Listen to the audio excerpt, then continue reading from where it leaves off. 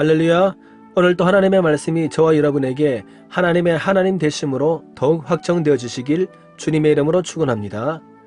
출애굽기 1장 9절에서 10절 죄의 원리로 배운 지혜라는 제목으로 하나님의 말씀을 다시 한 번 더 상고해 보겠습니다. 파라오는 쓸데없는 걱정, 하지 않아도 되는 염려를 했습니다. 파라오는 왜 불필요한 걱정, 어리석은 염려를 했을까요? 세상에는 정반대되는 두 가지의 주장이 종종 있습니다. 예를 들면 아는 것이 병이다 라는 주장과 아는 것이 힘이다 라는 주장이 있습니다. 어느 주장이 옳고 맞습니까? 어느 한쪽만 옳다고 해야 할 것이 아니라 사실은 둘 다 옳다고 해야 할 것입니다. 다만 각 사람이 자신에게 어떻게 활용하느냐에 따라 하나는 유용하고 또는 무익하게 작용할 것입니다. 죄인의 원리에 입각하여 판단해보면 사람들은 대체로 아는 것이 병이다 라는 쪽으로 활용을 합니다. 자기가 아는 것이 걱정의 뿌리가 된다는 것입니다.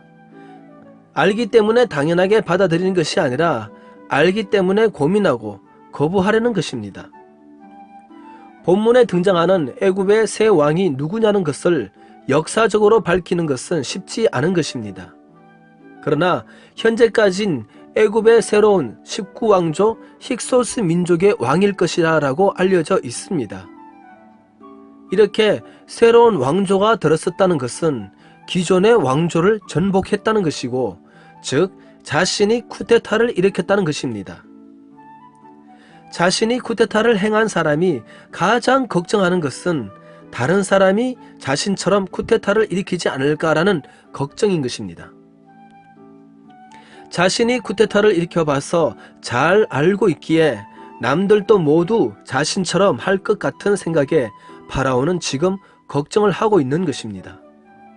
그런데 누군가가 자신에게 반역을 할 수도 있다는 것을 안다고 해서 반역이 일어나지 않는 것이 아닙니다.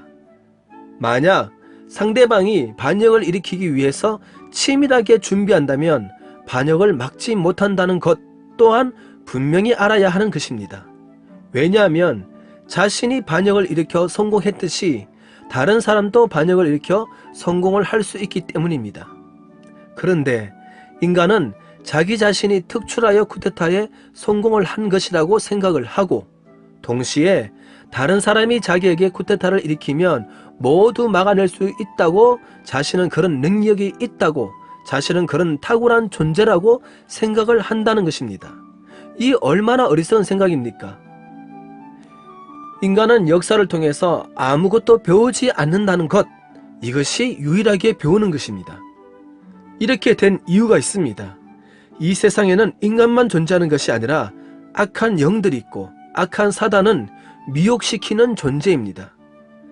그 사단의 활동으로 인간은 죄의 생각에서 벗어날 수 없게 되었고 죄의 원리를 삶의 지혜로 삼고 배우게 되었습니다.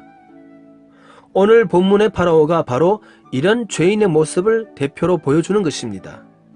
이제 저와 여러분은 죄의 원리에서 벗어나 하나님의 진리의 말씀을 힘써 배워서 진리의 말씀 안에서 하나님이 주신 이 세상에 하나님의 은혜 안에서 그분의 주신 원리를 따라 행복하고 자유로운 삶을 마음껏 누리시기를 주님의 이름으로 축원합니다.